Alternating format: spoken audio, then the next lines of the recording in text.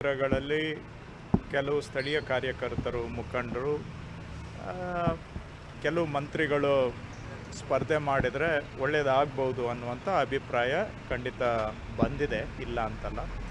ಆದರೆ ಅದು ಯಾರು ಸ್ಪರ್ಧೆ ಮಾಡಬೇಕು ಬಿಡಬೇಕು ಅನ್ನೋದು ಒಂದು ಕಡೆ ನಮ್ಮ ಪಕ್ಷದ ವರಿಷ್ಠರು AICC, ಎರಡನೇದಾಗಿ ಮುಖ್ಯವಾಗಿ ಮುಖ್ಯಮಂತ್ರಿಗಳದ್ದು ಪಾತ್ರ ಇರುತ್ತೆ. ಯಾಕೆ ಅಂದರೆ ಮುಖ್ಯಮಂತ್ರಿಗಳ ಜೊತೆಗೆ ಯಾರೇ ಸಚಿವರು ಕೆಲಸ ಮಾಡ್ತಾ ಇದ್ದಾರೆ ಅವರನ್ನು ಸಚಿವ ಸಂಪುಟದಿಂದ ಮುಂದಿನ ದಿನ ಬಿಡುಗಡೆ ಮಾಡಬೇಕಾ ಬೇಡವಾ ಅನ್ನೋದು ಅಂತಿಮ ತೀರ್ಮಾನ ಮುಖ್ಯಮಂತ್ರಿಗಳದ್ದಾಗಿರುತ್ತೆ.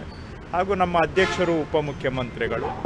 ಸೊ ಇವರಷ್ಟೇ ಒಂದು ಪಾತ್ರ ಅವರು ಅಭ್ಯರ್ಥಿಗಳದ್ದು ಇರುತ್ತೆ. ಸೊ ಹಾಗಾಗಿ ಈ ನಾಲ್ಕು ಕಡೆ ಹೊಂದಾಣಿಕೆ ಆದಾಗ AICC ವರಿಷ್ಠರು, ಮುಖ್ಯಮಂತ್ರಿಗಳು, ಪಕ್ಷದ ಅಧ್ಯಕ್ಷರು, ಉಪಮುಖ್ಯಮಂತ್ರಿಗಳು ಮತ್ತು ಅಭ್ಯರ್ಥಿ ಅನ್ನುವಂಥವರು ಅವ್ರದ್ದು ಅಭಿಪ್ರಾಯ ಭಾಳ ಮುಖ್ಯ ಆಗುತ್ತೆ. ಇವೆಲ್ಲ ಕೂಡಿ ಬಂದಾಗ ಸ್ಪರ್ಧೆ ಮಾಡಬಹುದು. ಆದರೆ ತಾವು ಹೇಳುವುದು ವಾಸ್ತವಾಂಶ ಇದೆ. ಕೆಲವು ಕಡೆ ಕೆಲವು ಮಂತ್ರಿಗಳು ಸ್ಪರ್ಧೆ ಮಾಡಿದರೆ ಒಳ್ಳೆಯದು ಅನ್ನುವಂಥ ಅಭಿಪ್ರಾಯ ಇದೆ. ನೀವು ನೆಕ್ಸ್ಟ್ ಪ್ರಶ್ನೆ ಕೇಳೋದು ನನ್ನದೇ ಕೇಳ್ತೀರಿ, ಅದಕ್ಕೆ ನಾನೇ ಉತ್ತರ ಹೇಳ್ತೇನೆ. ನಾನು ಈಗಾಗಲೇ 2 ಬಾರಿ ಲೋಕಸಭಾ ಚುನಾವಣೆಗೆ ಸ್ಪರ್ಧೆ ಮಾಡಿದ್ದೇನೆ. ಮೊದಲನೇ ಬಾರಿ 2009ರಲ್ಲೇ ನಾನು ಆಗ ಶಾಸಕನಿದ್ದೆ. ಹಾಗೂ ಇದ್ದರೂ ಸಹ ಪಕ್ಷದ ಸೂಚನೆ ಮೇರೆಗೆ ಕೊನೆಯ ಕ್ಷಣದಲ್ಲಿ ನನಗೆ ಸಂಬಂಧ ಇಲ್ಲದೇ ಇರುವಂಥ ಕ್ಷೇತ್ರದಲ್ಲಿ ಸ್ಪರ್ಧೆ ಮಾಡಲಿಕ್ಕೆ ಪಕ್ಷ ಸೂಚನೆ ಕೊಟ್ಟಿತ್ತು. ನಾನು ಕೇವಲ ಪಕ್ಷದ ಸೂಚನೆಗಾಗಿ ಮಾತ್ರ ಆವತ್ತು ಸ್ಪರ್ಧೆ ಮಾಡಿದ್ದೇನೆ. ನನಗೆ ಸಿಕ್ಕಿದ್ದು ಒಂದು 17-18 ದಿನ ಮಾತ್ರ. ಅಂತ ಅಷ್ಟೇ ಕಡಿಮೆ ಸಮಯ ಇದ್ದರೂ ಕೂಡ ಪಕ್ಷದ ಸೂಚನೆಗೆ ಗೌರವ ಕೊಡಬೇಕು ಅಂತೇಳಿ ಒಬ್ಬ ಪಕ್ಷದ ಕಾರ್ಯಕರ್ತನಾಗಿ 2009 ಲೋಕಸಭಾ ಚುನಾವಣೆಯನ್ನು ಸ್ಪರ್ಧೆ ಮಾಡಿದ್ದೇನೆ. 2019 ಲೋಕಸಭಾ ಚುನಾವಣೆ ಬಂದಾಗಲೂ ಸಹ ನಾಳೆ ಅರ್ಜಿ ಹಾಕಲಿಕ್ಕೆ ಕೊನೆಯ ದಿನ ಅನ್ನುವ ಕ್ಷಣದಲ್ಲಿ ಹಿಂದಿನ ದಿನ ರಾತ್ರಿ ಪಕ್ಷದಲ್ಲಿ ಆವತ್ತು ನಮ್ಮ CLP ನಾಯಕರು ಮಾನ್ಯ ಸಿದ್ದರಾಮಯ್ಯನವರು ಹಾಗೂ ಎಲ್ಲರೂ ಕೂತ್ಕೊಂಡು ಹೇಳಿದಾಗ ಇನ್ನು ನಾಮಿನೇಷನ್ ಹಾಕಲಿಕ್ಕೆ ಉಳಿದಿದ್ದೇ ಒಂದು 10 ಗಂಟೆಗಳ ಸಮಯ. ಅಂಥ ಸಂದರ್ಭದಲ್ಲೂ ಕೂಡ ಪಕ್ಷದ ಸೂಚನೆಗೆ ಗೌರವ ಕೊಟ್ಟು ಪಕ್ಷ ಸೂಚನೆ ಕೊಟ್ಟಿದೆ ಅನ್ನೋ ಒಂದೇ ಕಾರಣಕ್ಕೆ ನಾನು 2019ರಲ್ಲೂ ಸ್ಪರ್ಧೆ ಮಾಡಿದ್ದೇನೆ. 2 ಬಾರಿ ಪರಾಜಿತನಾಗಿದ್ದೇನೆ. ಪಕ್ಷದ ಮಾತಿಗೆ ಗೌರವ ಕೊಡಬೇಕು ಅನ್ನೋ ಕಾರಣದಿಂದ 2 ಬಾರಿ ನಾನು ಲೋಕಸಭಾ ಚುನಾವಣೆಗೆ ಸ್ಪರ್ಧೆ ಮಾಡಿರುವುದರಿಂದ ನಾನು ಪಕ್ಷಕ್ಕೆ ಒಬ್ಬ ಕಾರ್ಯಕರ್ತನಾಗಿ ಏನು ಕರ್ತವ್ಯ ನಿರ್ವಹಿಸಬೇಕು ಅದನ್ನು ನಿರ್ವಹಿಸಿರೋದ್ರಿಂದ ಇವತ್ತು ನನಗೆ ಯಾವುದೇ ಇಚ್ಛೆ ಇಲ್ಲ ಲೋಕಸಭಾ ಚುನಾವಣೆಗೆ ನಿಲ್ತಕ್ಕಂಥದ್ದು.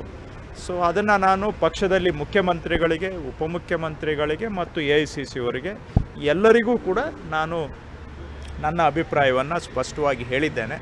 ಅವರು ಸಹ ನನ್ನ ಅಭಿಪ್ರಾಯಕ್ಕೆ ಗೌರವವನ್ನು ಕೊಟ್ಟು ಸದ್ಯಕ್ಕೆ ಆ ಪ್ರಶ್ನೆಯನ್ನು ಕೈಬಿಟ್ಟಿದ್ದಾರೆ.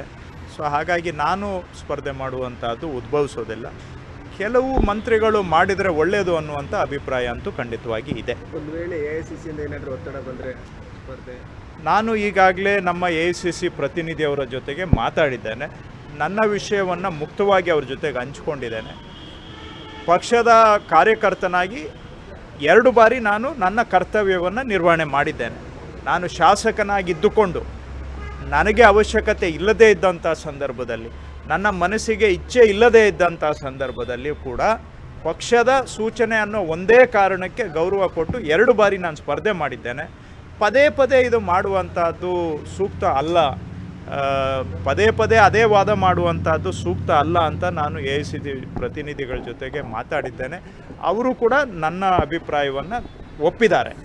ಸೊ ಹಾಗಾಗಿ ಸದ್ಯಕ್ಕೆ AICC ಅವರು ನನ್ನ ಅಭಿಪ್ರಾಯಕ್ಕೆ ಒಪ್ಪಿರೋದ್ರಿಂದ ಬಹುಶಃ ಆ ಪ್ರಶ್ನೆ ಬರೋದಿಲ್ಲ ಅಂತ ನಾನು ತಿಳಿದಿದ್ದೇನೆ. ಈಗ ಕೆಲವು ಮಿನಿಸ್ಟ್ರುಗಳು ಒಂದು ವೇಳೆ ಬಂದರೂ ನಾವು ಮಾಡಲ್ಲ ಅನ್ನೋ ಒಂದು ವಾದ ಮಂಡಿಸ್ತಾ ಇದ್ದಾರೆ. ಅದು ಅವರವರು ವೈಯಕ್ತಿಕ ವಿಷಯ. ನಾನು ಇನ್ನೊಬ್ಬ ವ್ಯಕ್ತಿಯ ಪರವಾಗಿ ನಾನು ಮಾತಾಡೋದು, ಅವರ ಮನಸ್ಸಿನಲ್ಲಿ ಏನಿದೆ ಊಹೆ ಮಾಡಿ ಮಾತಾಡೋದು ತಪ್ಪು ಆಗುತ್ತೆ ಮತ್ತು ಅದು ವಾಸ್ತವಕ್ಕೆ ಹತ್ರನೂ ಇರೋದಿಲ್ಲ. ಕೆಲವರು ನನ್ನ ಅಭಿಪ್ರಾಯ ನಾನು ಹೇಳಿದ್ದೇನೆ. ಸೊ ಹಾಗಾಗಿ ಒಬ್ಬೊಬ್ಬರದ್ದು ಒಂದೊಂದು ಆಲೋಚನೆ ಇರುತ್ತೆ. ಅದು ಅವ್ರು ಮಾತ್ರ ಉತ್ತರ ಕೊಡ್ಬೋದು ಬಿಟ್ಟರೆ ನಾನು ಉತ್ತರ ಕೊಡಲಿಕ್ಕೆ ಅವ್ರ ಪರವಾಗಿ ಕಷ್ಟ ಆಗುತ್ತೆ. ಆದರೆ ಇಷ್ಟು ಹೇಳಬಲ್ಲೆ, ನಾನು ಈ ಕಾರಣಗಳಿಂದ ನಾನು ಸುಮ್ಮನೆ ಏನು ನಿಲ್ಲಕ್ಕಾಗೋದಿಲ್ಲ ಅಂತ ನಂದು ಅಭಿಪ್ರಾಯ ಅಲ್ಲ. ಪಾರ್ಟಿ ಕರ್ತವ್ಯ ವರ್ಕರ್ ಆಗಿ 2 ಬಾರಿ ನಿಂತು ನನ್ನ ಧರ್ಮವನ್ನು ನಾನು ಪಕ್ಷಕ್ಕೆ ನನ್ನ ಋಣ ತೀರಿಸುವಂಥ ಪ್ರಯತ್ನ ಮಾಡಿದ್ದೇನೆ. ಸೊ ಪದೇ ಪದೇ ಅದೇ ಪ್ರಶ್ನೆ ಬರಲಿಕ್ಕೆ ಸಾಧ್ಯ ಆಗೋದಿಲ್ಲ. ಸೊ ಹಾಗಾಗಿ ನಾನು ನನ್ನ ಕ್ಷೇತ್ರದಲ್ಲೂ ಕೂಡ ಹೋದ ಬಾರಿನೂ ನನ್ನ ಕ್ಷೇತ್ರದ ಕಾರ್ಯಕರ್ತರು, ಮತದಾರರು ಎಲ್ಲರೂ ಕೂಡ ಇದಕ್ಕೆ ವಿರೋಧ ಮಾಡಿದ್ದಾರೆ. ಸೊ ಹಾಗಿರುವಾಗ ಅದೆಲ್ಲ ತೊಂದರೆಗಳು ಅನಾವಶ್ಯಕ ಅನ್ನುವಂಥದ್ದು ನನ್ನ ಅಭಿಪ್ರಾಯ. ಸೊ ನನ್ನ ವೈಯಕ್ತಿಕ, ಇನ್ನು ಬೇರೆ ಸಚಿವರು ಅವ್ರದ್ದು ಅವರೇ ಹೇಳಬೇಕಾಗತ್ತೆ. ಈಗ